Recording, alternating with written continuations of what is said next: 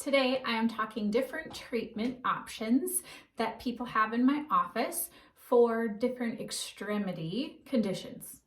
Extremity, shoulder, elbow, wrist, hip, knee, ankle, just means something that's not central to the body. So though these techniques also work for the spine, and I use many of these techniques on the spine as well, they work fantastic and easier to demo on the extremities. So let's say that someone is suffering from some tennis elbow. That's what we're talking about as far as an example of treatment for today. First thing I might do is actually take and use my hands to do an adjustment on the elbow itself. I may take an adjustment tool, something that would look similar to this. Mine in my office is a little bit different. This is my house one, or some people will use an activator, which is a more manual clicky one that people use. So talks to the brain by stretching tendons and ligaments, just like hand adjusting would. Works the same. Stretches that sends a signal up to the brain bounces it back a bunch of different places, and then it basically tells that muscle to relax or change position, etc. So simple, can change the force on it based on my other one at the office based on pressure, or here based on a lever. So then you would take, and that would be an example of something that I might do as far as working with the elbow and using an instrument.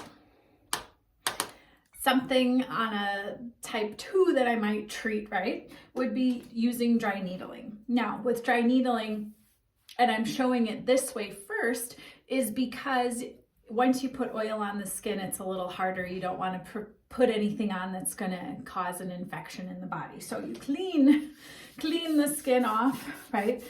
Practitioner would also be cleaning their hands off. So we have that as well for when we're actually going to use those needles. So clean hands, clean surface.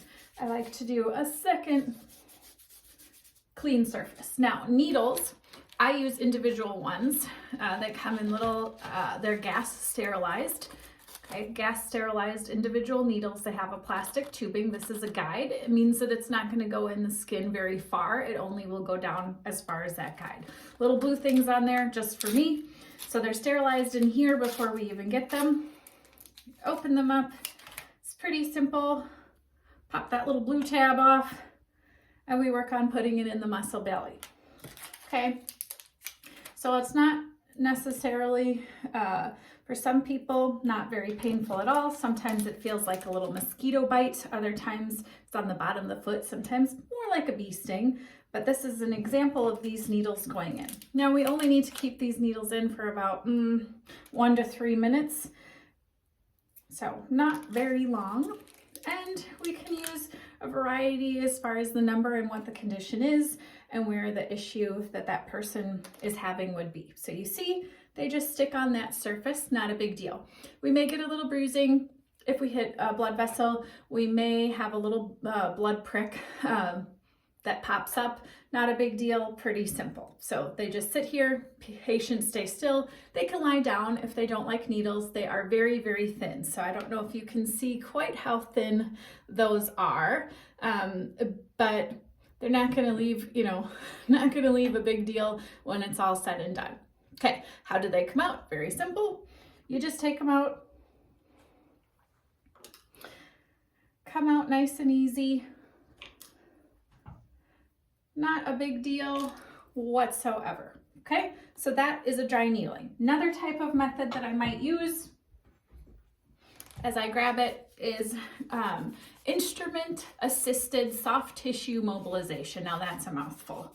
Okay, so what is that? Well, we're using an instrument, and in this case, this is a gua sha tool, or you can use Graston tools. There's different techniques out there. This one, I use a little guiding oil along with everything.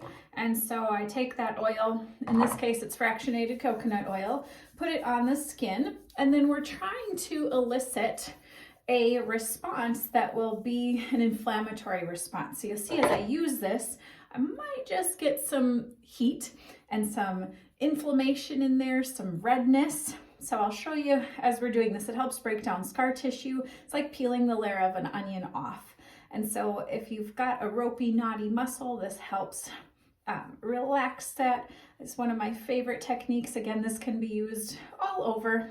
If we get little red dots, that's petechia, and that is little broken blood vessels at the surface. The longer something has been injured, the more I tend to see that petechia. Again, some patients, this is torture.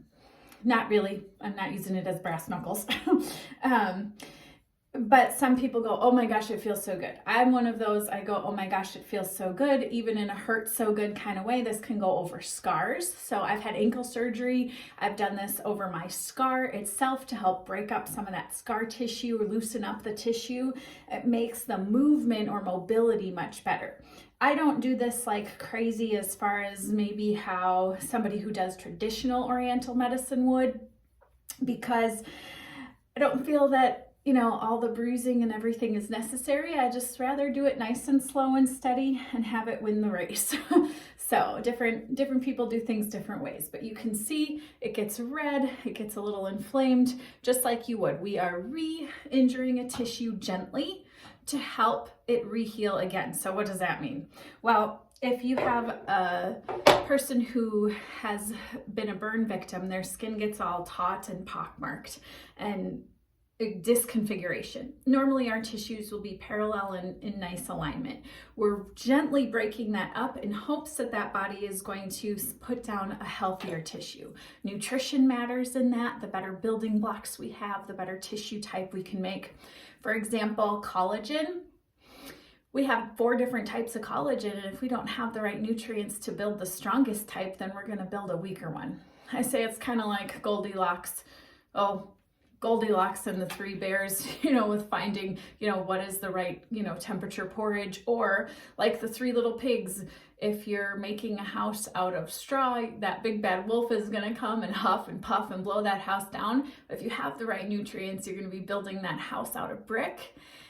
And then you're going to not have that big bad wolf huff and puff and blow that house down. So if we are healing with a worse type tissue or a not as strong tissue, then our chance for re-injury is also greater. So that was another method. So adjusting, whether that's using my hands, using an instrument, dry needling is an option.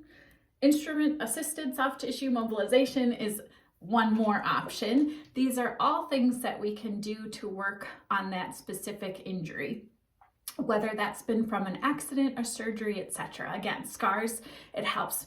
Those of you who've had a surgery and you know that scar pulls and you just can't get that range of motion. I love this. I love the needling. I love the adjustments. So we work with that whole body to improve. I may also give people exercises or myofascial release things to do at home as well. So these are my tools, at least some of them, that I might use when someone comes into me with a specific injury type. I have seen people pre-surgery, then they've had a surgery, and I've seen them post-surgery. So sometimes we do the best that we can to have the body heal and the tissue damage was just too much, so they need the surgery anyway. But they heal so much faster and better. And then when they come back and we can do some of these techniques after they've been cleared from their surgeon, again, they just get more range of motion, they get better function. So works on pre-surgery, post-surgery, just not mid-surgery. But some of the ways that I work with patients in my office. So hope the information was helpful. Please do message me if you have any questions.